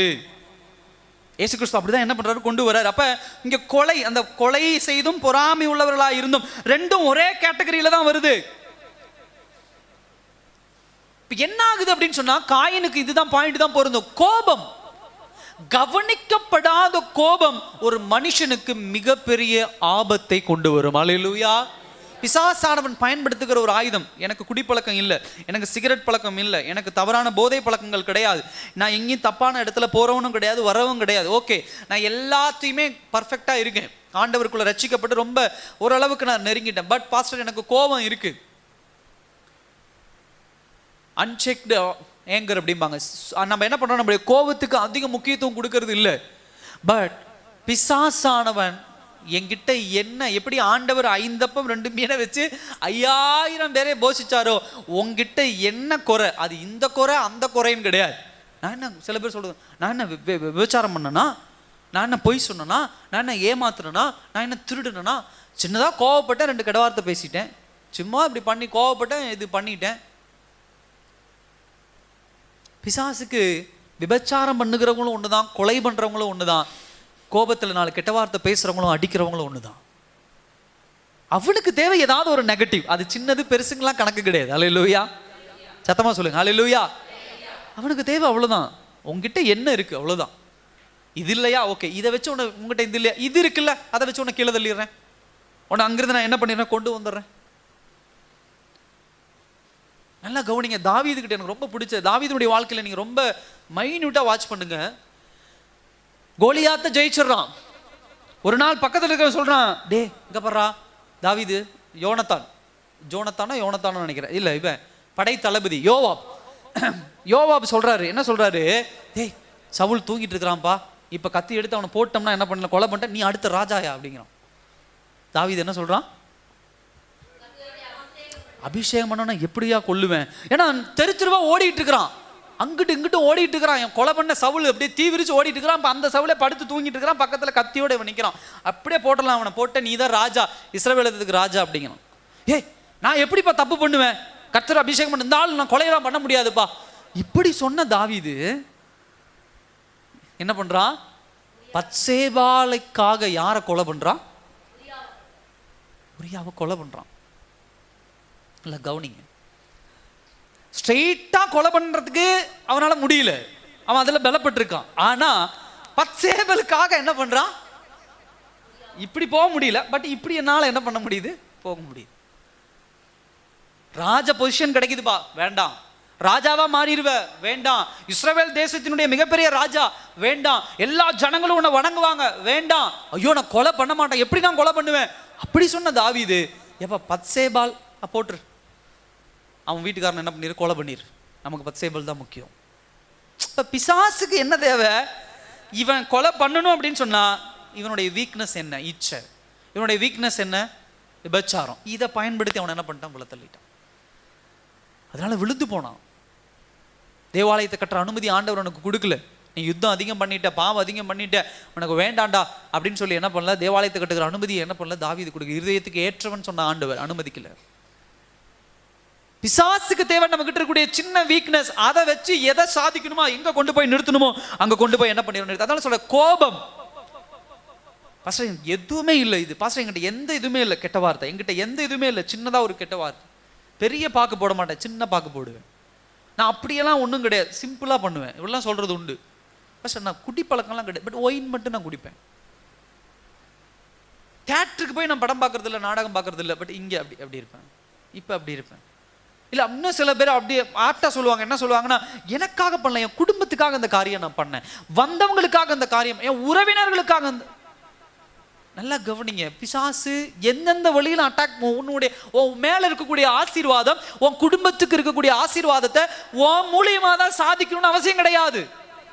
உனக்கு அவனுக்கு தேவை உன்னை கீழே தள்ளணும். எந்த வழியில வேணாலும் என்ன பண்ணுவான்? வருவான். அல்லேலூயா. எந்த வழியில வேணா வருவான். சும்மா வீட்டில் ஒரு இதுவாக இருக்கு, 4 பேர் வந்து சொல்லிட்டு போயிடுவான், நீ இந்த மாதிரி பண்ண அந்த மாதிரி. உடனே உட்காந்து அவன் சொன்னதெல்லாம் நான் பண்ணுறேன், நான் வரமாட்டேன், நான் உங்க வீட்டுக்கு இது பண்ண மாட்டேன், நான் அது பண்ண மாட்டேன். உடனே அவன் சொன்ன காரியங்கள், உலக பிரகாரமான காரியங்களை செஞ்சுட்டு உட்காந்துருக்கிறது. இது உங்க ஆசீர்வாதத்தை தான் கெடுக்கும். கர்த்தர் ஒரு பெரிய பையில எடுத்துட்டு ஆசீர்வாதம் எடுத்து உன் வீட்டுக்கு வரும் பொழுது, நீ இப்படிப்பட்ட காரியத்தை செஞ்சுக்கிட்டு நிற்கும் பொழுது கர்த்தர் என்ன பண்ண? திரும்ப அந்த பையை எடுத்துட்டு போயிடுவேன். அதான் குடும்பத்துக்குள்ள ஆசீர்வாதம் வரமாட்டேங்குது, குடும்பத்துக்குள்ள நன்மை வரமாட்டேங்குது, குடும்பத்துக்குள்ள சுகம் வரமாட்டேங்குது, குடும்பத்துல போராட்டம், குடும்பத்துல சண்டை, குடும்பத்துல இழப்பு, குடும்பத்துல நிந்தனைகள். நான் தெளிவா கவனிங்க. நீ பரிசுத்தவான். சம்ஹவ் நீங்க என்ன பண்றீங்க? ஏதோ ஒரு வகையில் எங்கெங்கயோ பரிசுத்தவானா உங்களை போர்ட்ரேட் பண்ணி வெளிப்படுத்திக்கிறீங்க. ஆனா இந்த மாதிரி வெளியரங்கமாக சில காரியங்கள் ஏதோ ஒரு வழியா உன்னை வந்து கீழே இழுத்து விட்டுரும். கர்த்தர் உனக்கு வச்சிருக்கிற ஆசீர்வாதத்தை இழுத்து விட்டுரும். கர்த்தர் உனக்கு வச்சிருக்கிற மேன்மை இழுத்து விட்டுரும். நல்லா கவனிச்சு பாருங்க. இஸ்ரவேல் ஜனங்கள் 40 வருஷம் வனாந்தரத்தில் நடந்தாங்க. அவ்வளவு வருஷம் நடக்க தேவையில்லை. அல்லேலூயா. சீக்கிரம் அவங்க என்ன பண்ணிருக்கலாம்? கானானுக்கு போய் சேர்ந்திருக்கலாம். ஏன் 40 வருஷம் நடந்தாங்கன்னா, வனாந்தரத்தில் அவங்களுக்குள்ள இருந்த முரட்டாட்டம், வனாந்தரத்தில் அவங்களுக்குள்ள இருந்த அந்த முரண்பாடான விஷயம். எதுக்கு எடுத்தாலும் நான் எகிப்துக்கு போயிடுவேன், நான் எகிப்து அங்க சூப்பரா இருந்தோமே, அங்க அப்படி கொண்டாடணும், அங்க அப்படி கறி சாப்பிட்டோம், அங்க நாங்க அப்படி இருந்தோம். சில நேரங்கள் நம்ம சொல்றது உண்டு, நான் அங்க அப்படி இருந்தேன், அவ்வளோ அழகா இருந்தேன், நான் அந்த இது பண்ணேன், நான் இந்த இது பண்ணேன், நான் இப்படி இருந்தேன், அவ்வளோ சந்தோஷமா இருந்தது. அந்த மகிழ்ச்சி வேற. இப்ப இயேசு கிறிஸ்துவுக்குள்ள இதை பண்ண வேண்டாங்கிறாரு பாஸ்டர், அதை பண்ண வேண்டாங்கிறாரு, இப்படி இருக்க கூடாதுங்கிறாரு. கலையே இழந்து போச்சு பாஸ்டர். என்னது சொல்லுங்க பார்க்கலாம். கலையே இழந்து. ஒரு ஃபங்க்ஷன் அப்படின்னு சொன்னா, ஒரு காரியம்னா எப்படி இருக்கும்? கிறிஸ்தவ முறைப்படி நம்ம சொன்னா கலையே இழந்து போச்சு. இல்ல, ஆசீர்வாதம் வரும்போது தான் கலை கூடும். அல்லேலூயா. ஆசீர்வாதம் வரும்போது கலை கூடும், மகிழ்ச்சி வரும்போது கலை கூடும்.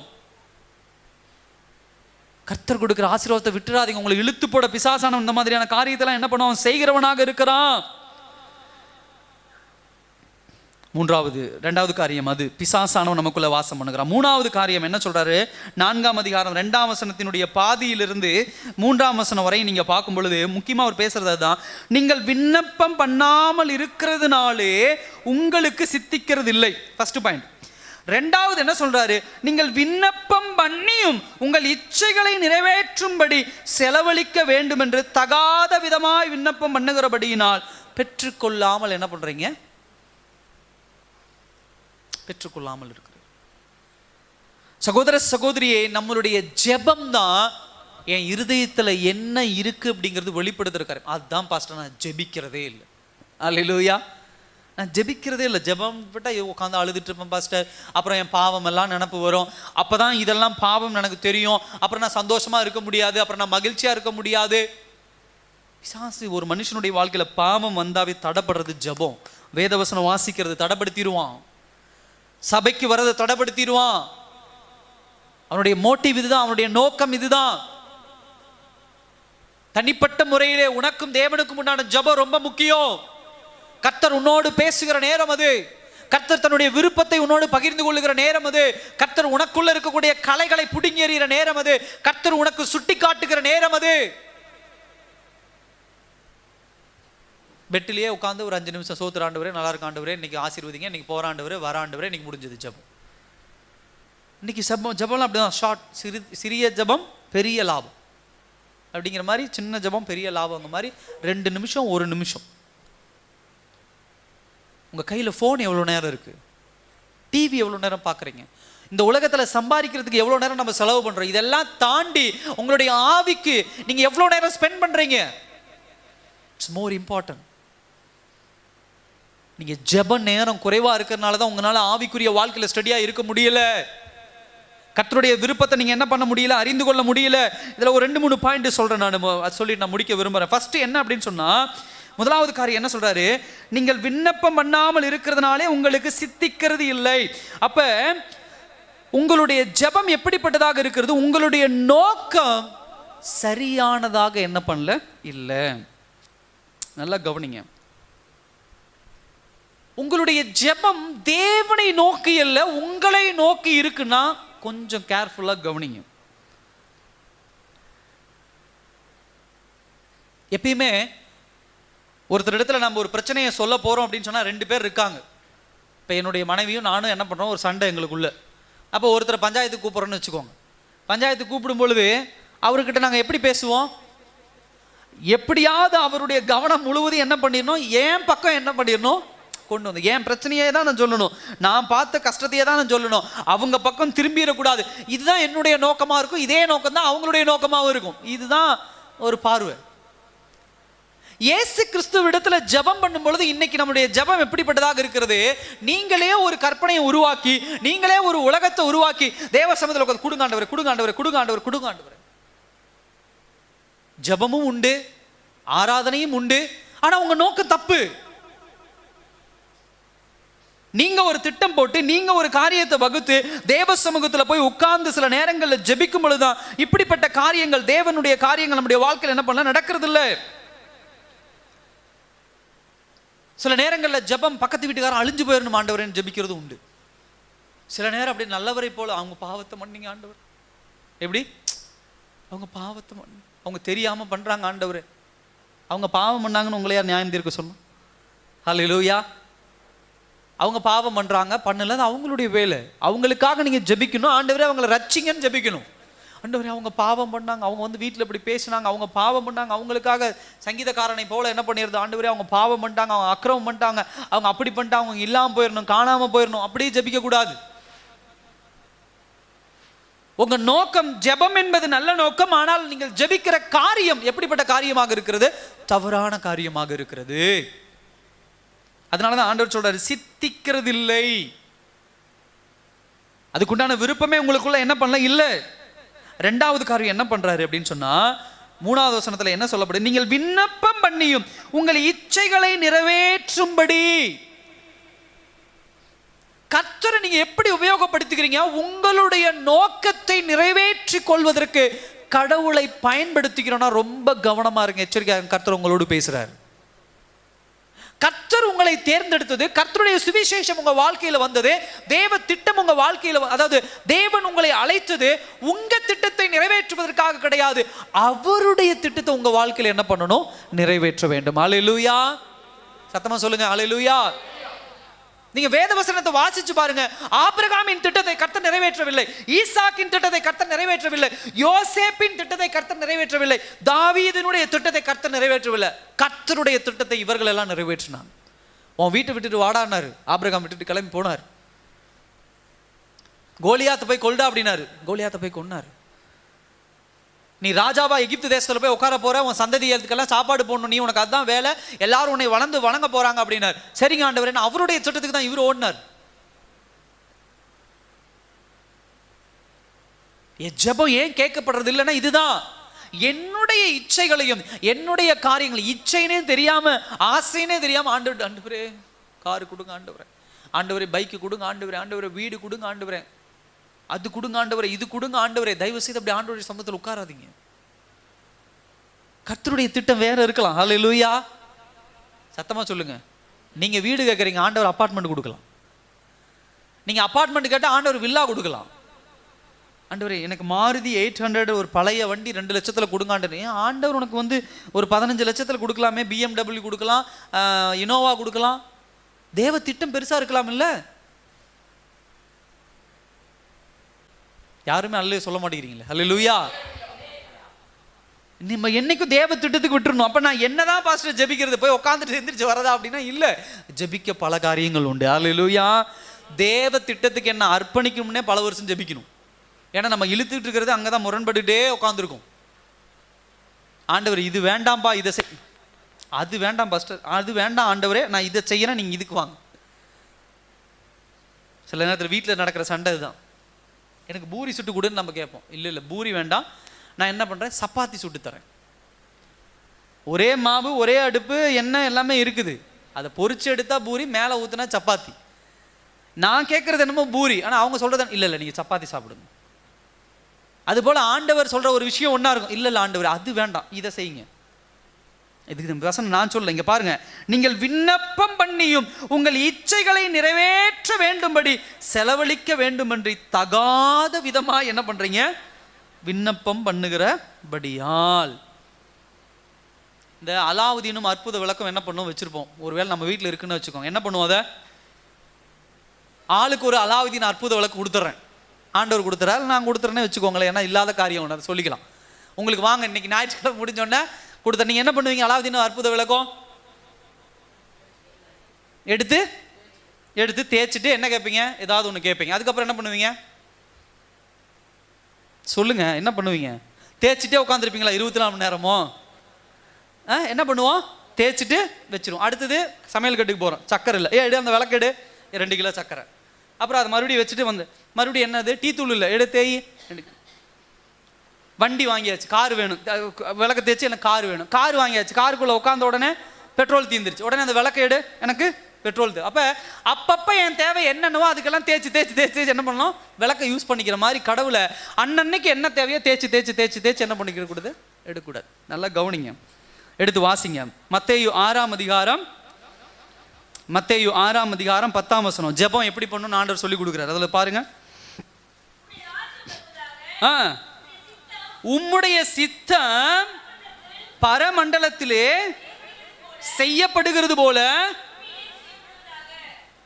பரமண்டலத்திலே உம்முடைய சித்தம் எப்படி செய்யப்படுகிறதோ அதே போல எங்கேயும் செயல்படணும்.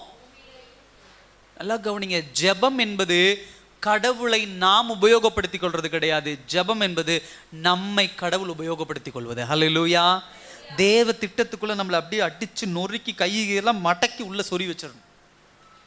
எல்லாம் தூக்கும், இப்படி இப்படி கால் இப்படி தூக்கி, சிந்தனைகள் அப்படி போகும், கண் அப்படி போகும், காது இதை தான் வாங்குவேன், இதை தான் பிடிப்பேன், இதான் எல்லாத்தையும் ஒடுக்கி உட்காரு உள்ள. கர்த்தருடைய சித்தத்தில் உட்காரு, தேவ சித்தத்தில் உட்காரு.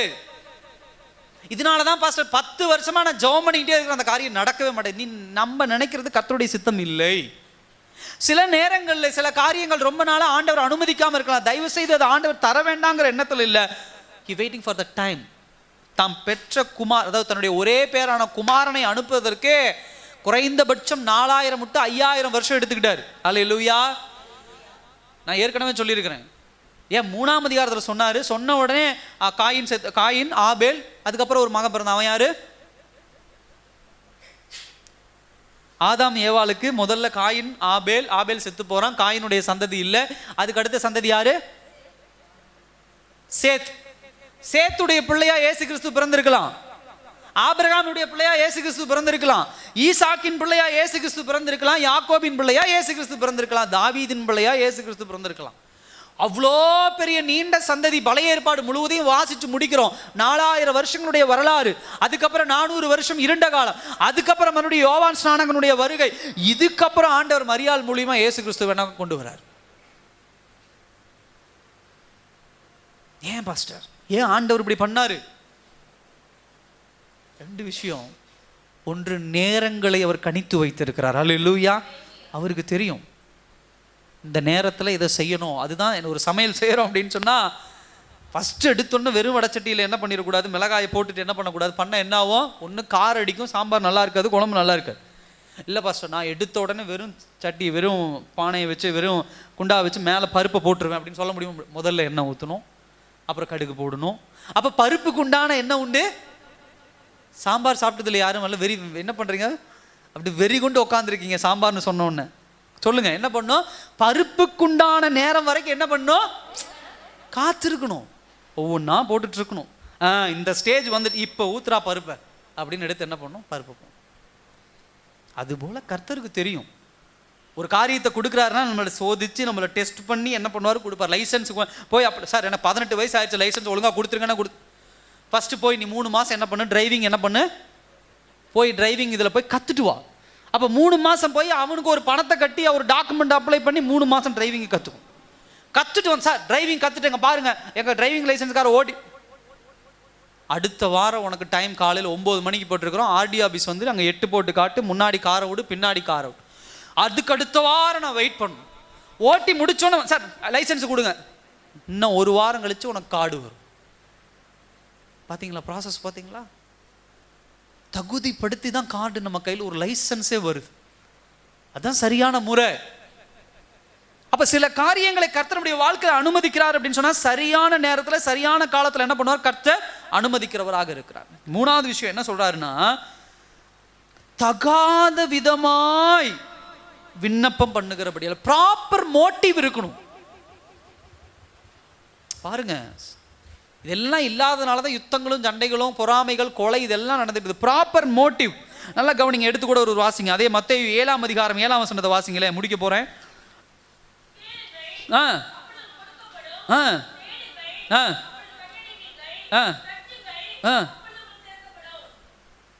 தட்டுங்கள் உடனே உங்களுக்கு திறக்கப்படும் போட்டிருக்கா.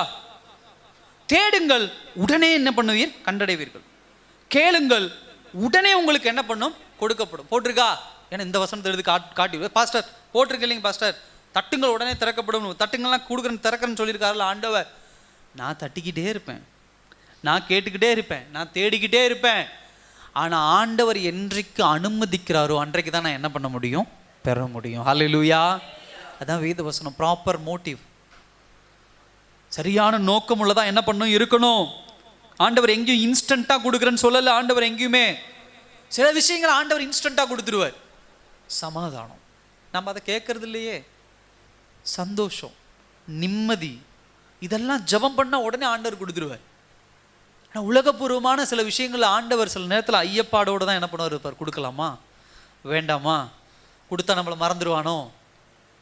ஏன்னா மறந்துடுறோமே ஆண்டவரை. ஜெபம் பண்ணும்போது பல நம்ம என்ன பண்ணுறோம்? பல்வேறு வாக்குத்தத்தங்கள், பல்வேறு உறுதி கொடுக்குறோம். ஆண்டவரே இப்படி இருந்தால் நான் இப்படி இருப்பேன் ஆண்டவரே, நீங்கள் இதை மட்டும் கொடுத்து பாருங்க ஆண்டவரே, நான் இப்படி வந்துடுவேன் ஆண்டவரே, எனக்கு இது மட்டும் கிடச்சிட்டா போதும் ஆண்டவரே, நான் உங்களோட அப்படி இருப்பேன், நான் இப்படி ஊழியத்துக்கு போவேன், நான் இங்கே போய் இது கொடுப்பேன், நான் அங்கே போய் அதை செய்வேன், நான் இப்படி இருப்பேன் ஆண்டவரே. ஆண்டவர் ஐயோ என் பிள்ளை கேட்டான் இப்படிலாம் இருக்கிறேன்னு சொல்லிட்டானே, இந்தா கொடுத்துருவோமே அப்படின்னு கொடுத்துட்டா. ஒரு பொருளையோ ஒரு வேலையோ ஏதாவது ஒன்று கொடுத்துட்டா, பிரதர் என்னாச்சு? டைம் இல்லை பாஸ்டர்,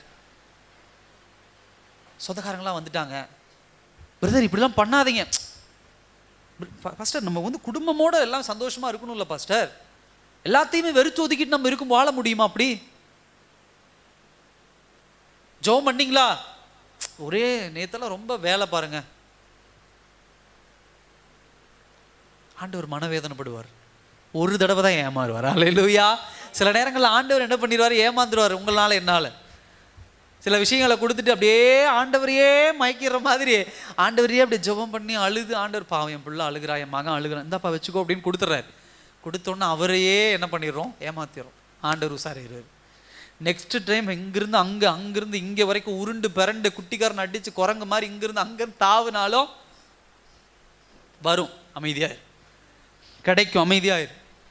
ஆண்டவரே எனக்கு காரு வேணும், இந்த முதல்ல சைக்கிளை பிடி, என்ன அமுத்து, சர்ச்சுக்கு வா, ஜெபம் பண்ணு, அதுக்கு முதல் செலவு பண்ணு, அப்புறம் 2 வீலர் தரேன், அப்புறம் 2 வீலர்லேருந்து அப்புறம் உனக்கு கார் தரேன், அப்புறம் பஸ்ஸு தரேன், ஏரோப்ளைன் தரேன், ஹெலிகாப்டர் தரேன். இப்படி தான் கடவுள் என்ன பண்ணுவார்? கொண்டு போகிறவர். ஆனால் சில நேரங்களில் சமாதானம், சந்தோஷம் இதெல்லாம் நம்ம கேட்கறது இல்லை. நீங்கள் நினச்சிக்காதீங்க பணம் பொருள் செல்வம் வந்துட்டா தான் சமாதானம். சமாதானம்ங்கிறது அதுக்கு சார்ந்தது அல்ல. அது இல்லாமையே கர்த்தர் சமாதானத்தை கொடுப்பார். அல்லேலூயா. ஸோ நம்ம என்ன பண்ணணும்? ஆண்டவர் இடத்துல அதை தெளிவாக என்ன பண்ணணும்? நம்ம கேட்குற பிள்ளைகளாக இருக்கணும். கடைசி ஒரு காரியத்தை நான் சொல்லி முடிக்கிறேன். என்ன சொல்கிறார் அப்படின்னு சொன்னால், இப்போ இந்த விஷயங்கள் 3 பாயிண்ட் நான் பார்த்தோம். இப்போ ஃபஸ்ட்டு என்ன அப்படின்னா, ஃபஸ்ட்டு இது எப்படி சமாளிக்கிறது, அதுக்கு அவரே என்ன பண்ணுறாரு? நான் ஏற்கனவே சொன்ன டைட்டில் தான், உங்களுடைய சுய நோக்கத்தை தயவு செய்து நியாயம் தீருங்க. உங்களுடைய சுய நோக்கம் கடைசி அதுதான் அதுக்கு ஒரு பெஸ்ட் மெடிசனே. அதுக்கு சிறந்த ஒரு, உங்க சபையாகட்டும், உங்க வீடாகட்டும், நீங்க வேலை செய்கிற இடமாகட்டும், எங்கேயா இருந்தாலும் சரி, நீங்க ஆண்டவர்கிட்ட என்ன ஜெபம் பண்றீங்க? நியாயம் தீருங்க. இது கேட்கலாமா ஆண்டவர்கிட்ட? இது சரியான விஷயமா? ஒரு மனுஷன்கிட்ட பேசும்போது நியாயம் தீருங்க. இந்த வார்த்தை சரியா? அவர் யார்? அவர் எதுக்கு என்கிட்ட பேசுறார்?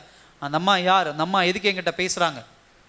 நியாயம் தீருங்க. உங்க கையில ஒரு அமௌண்ட் பணம் வருது, இந்த பணம் எப்படி வந்துச்சு? எதுக்காக வந்துச்சு? சரியான முறையில் வந்துச்சா? ஓகே, சரியான முறையில் வந்தது.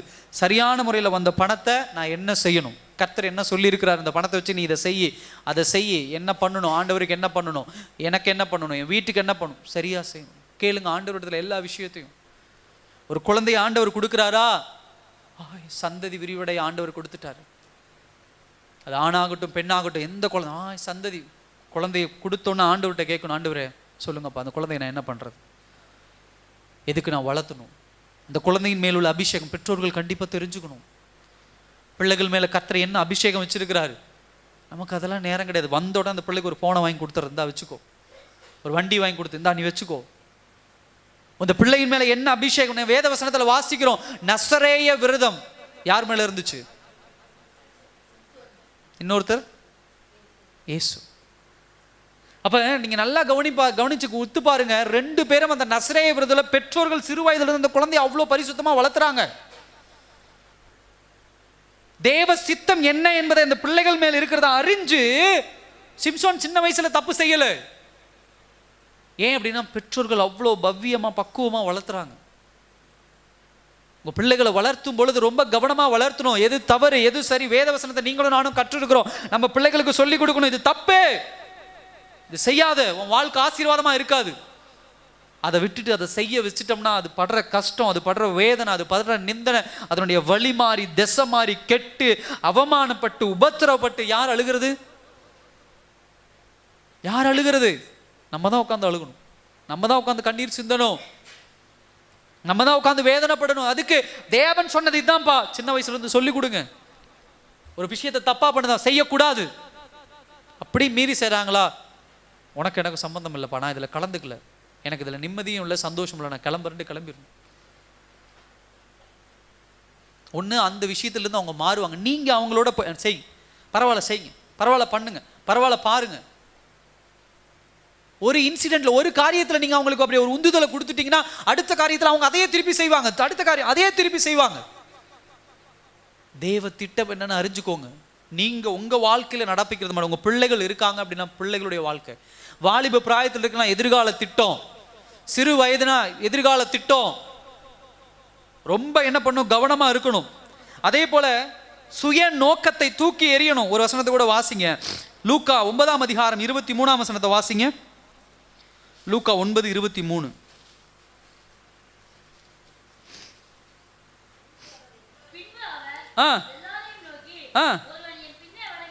ஒருவன் என் பின்னே வர விரும்பினால் தன்னைத்தானே வெறுத்து தன் சிலுவையை அனுதினமும் எடுத்துக்கொண்டு, அனுதினமும் டெய்லியும் சிலுவையை தூக்கணும். சிலுவை என்பது எதை குறிக்கக்கூடிய விஷயம் சொல்லுங்க பார்க்கலாம்? பாடு. ரொம்ப அட்வான்ஸான சிலுவைனா என்னன்னு சொல்லுங்க, அவ்வளவுதான். சிலுவை அவ்வளவுதான், அதை மட்டும் மைண்ட்ல வச்சு சொல்லுங்க பார்க்கலாம். சிலுவை எதால் செய்யப்பட்டது? மரத்தினால் செய்யப்பட்டது. இப்ப அந்த சிலுவையை தூக்கி உங்க முதுகுல வச்சா என்ன ஆகும்? அவ்வளவுதான், சிம்பிளான பாயிண்ட். கர்த்தர் என்ன சொல்றாரு, என்ன இந்த வசனம் சொல்ல, ஒருவன் பின்னே விரும்பினால் தன்னைத்தானே வெறுத்து சிலுவையை அனுதினம் எடுத்துக்கொண்டு. அப்ப சிலுவையை தூக்கணும் அப்படின்னா உபத்திரவங்களை சுமந்துதான் ஆகணும். அதுக்கு தயவு செய்து நீங்க ரூட் போடாதீங்க. இந்த உபத்திரவம் இல்லாம எப்படி போறது, இவங்களை எப்படி சமாதானப்படுத்தலாம், இவங்களை எப்படி சந்தோஷப்படுத்த, தயவு செய்து அதை பண்ணாதீங்க. உங்க சுய நோக்கத்தை சுயாதீனத்தை அங்க தயவு செய்து முயற்சி பண்ணாதீங்க. சில இடங்கள்ல சில பேர் உங்களை வெறுப்பாங்க, சில பேர் உங்க வீட்டுக்கு வரமாட்டாங்க, சில பேர் உங்க காரியத்தில் பங்கு கொள்ள மாட்டாங்க. ஏன்னா நீ சிலுவையை சுமக்கிற, நீ உபத்திரவத்தை சுமக்கிற. கர்த்தர் சொல்லிட்டாரு, ஆமாப்பா வரமாட்டாங்கப்பா. இயேசுவுக்கு யார் விரோதியா இருந்தா? சொல்லுங்க, பிசாசு. அப்புறம் இங்க 33 வருஷம் அவர் வாழும்போது அவருக்கு எதிராக இருந்தது யாரு? சொந்த ஜனங்கள். ஹல்லேலூயா. அவர் சொந்த ஊர்லயே அவரை கொலை பண்ண தள்ளிட்டு போறான். ஹல்லேலூயா. ஏன்? அவர்களுக்கும் இவருக்கும் முரண்பாடு இருந்ததுனால சொந்த ஊர்ல சொந்தக்கார என்ன பண்றான்? அவரை கொலை செய்ய தள்ளிட்டு போறான். இயேசுவை ஏதோ எங்கேயோ இஸ்ரவேல்ல பிறந்த அமெரிக்கால சிலுவையில் அடிக்கல, சொந்த ஊர்லயே தான் அவருக்கு எதிராக இருக்கிறாங்க. சொந்தக்காரர்கள் தான், யாரோ தெரியாத ஆட்கள்லாம் கிடையாது. இன்னைக்கு அதுதான் பிரச்சனை. சுயத்தை தயவு செய்து அடக்குங்க. யோசிங்க, எந்த இடத்துல கண்ட்ரோல் பண்ணணும்னு யோசிங்க. அதுக்கு அடுத்த வசனம் 24ஆம் வசனம் சொல்றாரு, தன் ஜீவனை ரட்சிக்க விரும்புகிறவன் அதை இழந்து போவான், என் நிமித்தமாக தன் ஜீவனை இழந்து போகிறவன். எவ்வளவு அழகான ஒரு வார்த்தை. இந்த வசனத்தை எல்லாம் என்ன பண்ணும்? பொறிச்சு வச்சிடணும். பொறிச்சுனா எண்ணெயில் இல்லை, இருதயத்தில் ஏதாவது முக்கியமான இடத்துல எழுதி வச்சிடணும். பைபிள் ஃபோன்லாம் ஃப்ரண்ட் பேஜில் வச்சிருங்க. தன் ஜீவனை ரட்சிக்க விரும்புகிறவன் இழந்து போவான். தன்னை நல்லவனா காட்டிக்க, தன்னை எல்லோருக்கும் நல்லவனா பிடிக்கிறவனா காட்டிக்க எவனெல்லாம் முயற்சி பண்றானோ அவன் இழந்து போவான். எதை இழந்து போவான்? பரலோகத்தை இழந்து போவான். என் நிமித்தமாக தன் ஜீவனை இழந்து போகிறவன் அதை ரட்சித்துக் கொள்ளுவான். தேவனுக்காக நீ படுகிற உபத்திரவம், தேவனுக்காக நீ படுகிற அவமானம், தேவனுக்காக நீ படுகிற நிந்தனைகள், தேவனுக்காக நீ தலை குனிந்து ஒரு இடத்துல நிக்கிறேனா கர்த்தர் உன்னை மேன்மையாக கொண்டு போய் நிறுத்துவார். அல்லேலூயா. அதான் பரலோகம். நீ மேல உட்கார்ந்திருப்ப, உன்னை நிந்திச்சவெல்லாம் கீழே இருந்து வேடிக்கை பார்ப்பான். பிச்சைக்காரன் எங்க உட்கார்ந்திருந்தான்? லாசர் எங்க? ஆபிரகாம் மடியில். ஐஸ்வர்யவான் எங்க இருந்தான்? பரலோகம் எங்க இருக்கு? நரகம் எங்க இருக்கு? அவ்வளவுதான். இங்க கீழே குமிஞ்சிங்கன்னா அங்க மேல, இங்க மேல நிமிர்ந்தீங்கன்னா அங்க கீழே. அப்படியே திருப்பி போட்டுக்கோங்க. பாஸ்டர் இப்படி, பாஸ்டர் இப்படிலாம் தலை குனிய முடியாது பாஸ்டர், இப்படிலாம் அவமானப்பட முடியாது பாஸ்டர், இப்படிலாம் நிந்திக்க முடியாது பாஸ்டர். காரி துப்புனாங்க இயேசுடைய முகத்துல. அந்த அளவுக்கு யாரும் நம்மளை வந்து துப்பலை. உன் வீட்டுக்கு வர மாட்டேன், உன் இதில் கலந்துக்க மாட்டேன், உங்களோட பேச மாட்டேன், உங்களோட இதை செய்ய மாட்டேன், உங்களோட அதை பண்ண மாட்டேன், உங்கள்கிட்ட இப்படி இருக்க மாட்டேன், உங்களோட அப்படி இருக்க மாட்டேன், நீ இனிமேல் வராத, நீ இனிமேல் செய்யாத, உனக்கு சொத்து கிடையாது, உனக்கு ஒன்று, இதை தானே சொல்லுவான். சொல்லிட்டு போகிறான். என் நிமித்தமாக, ஆண்டவர் சொல்றார், அவருடைய நிமித்தமாக இந்த ஜீவனை கூட என்ன பண்ணணும்? இழக்கணும். ஹல்லேலூயா. ஜீவனை இழக்கணும். இழக்கிறோமா? நம்ம உயிரை கொடுக்க தயாரா? நீங்க சின்ன விஷயத்துக்கு விழுந்துடும் பாஸ்டர். என்னது? சின்ன சிம்பிளான விஷயத்துக்கு போய் என்ன பண்ணிடும்? ஆண்டவர் தூக்கி எறிஞ்சிடறோம். ஒரு விஷயத்துக்கு ஆண்டவர் தூக்கி எறிஞ்சிடறோம். எப்படி உயிரை கொடுப்பீங்க? என்னையும் சேர்த்தா சொல்றேன், எப்படி நம்ம உயிரை கொடுப்போம்? யோசிங்க. நம்ம எல்லோரும் நம்மளை யோசிக்கணும். தலையை வேகமா ஆட்டிடலாம். எஸ், ஆண்டவருக்காக நான் ஜீவனை கொடுப்பேன், கர்த்தருக்காக நான் நிற்பேன். சின்ன விஷயத்துல ஆண்டவர் வெளியே தள்ளி நிக்க வச்சோம். சுயத்தை வெறுத்து, தன்னைத்தானே வெறுத்து, ரொம்ப முக்கியமான வார்த்தை இது. ஜெபம் பண்ணி பிரயோஜனம் இல்லை. சுயத்தை வெறுக்காம நீ என்ன உபவாசம் இருந்தாலும், என்ன மாதிரி இருந்தாலும் சுயத்தை வெறுக்கணும். ஒரு வார்த்தை அழகா சொல்றாரு, ஒரு கணத்தை அறைந்தால் மறுகணத்தை காட்டு அப்படிங்கிறார். அழகா அந்த வசனத்தை படிச்சுட்டு போயிடலாம். டப்புன்னு ஒரு கணத்துல அரைஞ்சோன்னு ஒரு வழி இருக்கும். திரும்ப இந்தாப்பா இந்த கணத்துல அறைனா அங்க ஒரு வழி இருக்கும். வழியை தாங்கணும். First point. ரெண்டாவது அவமானம். மூணாவது கோழைங்கிற பேரு. மூணாவது நம்மளோட இவன் கோழைப்பா, இவன் அவமானப்பட்டவன், இவனோட சேரக்கூடாது அப்படின்னு தூக்கி எறியது. இயேசுவை சிலுவையில் அடிச்சோன்னு எல்லாரும் என்ன பண்ணிட்டானுங்க? சீஷர்கள் எல்லாம் என்ன பண்ணாங்க? ஏன் ஓடி போனாங்க? ஏப்பா இவரை விட அவங்க பலசாலியா இருக்கிறாங்கப்பா, இவரே அடிச்சுட்டாங்க, நம்மளையும் கொலை பண்ணிடுவாங்கன்னு என்ன பண்ணிட்டாங்க? ஓடி போயிட்டாங்க. எத்தனை சாப்பாடு, எத்தனை அற்புதங்கள், எத்தனை காரியங்கள் நடந்து கொஞ்சமாவது யாருக்காவது நம்பிக்கை இருந்துச்சா? இன்னைக்கு நம்மளும் அப்படிதான். சில நேரத்தில் 3 வருஷம் இயேசுவோட அழகா சுத்துறோம். வாழ்க்கையில் ஹாஸ்பிட்டல் போனால் ஆண்டவரே எனக்கு சுகம் கொடுங்க, வேலைக்கு போனால் ஆண்டவரே நான் பாதுகாத்து கொள்ளுங்க, வீடு வாங்கினா ஆண்டவரே நான் வீடு கட்டணும், ஆண்டவரே நான் வண்டி வாங்கணும், ஆண்டவரே நான் நகை வாங்கணும். ஒரு உபத்திரம் வரும்போது ஐயோ என்னால் முடியாது பாஸ்டர்.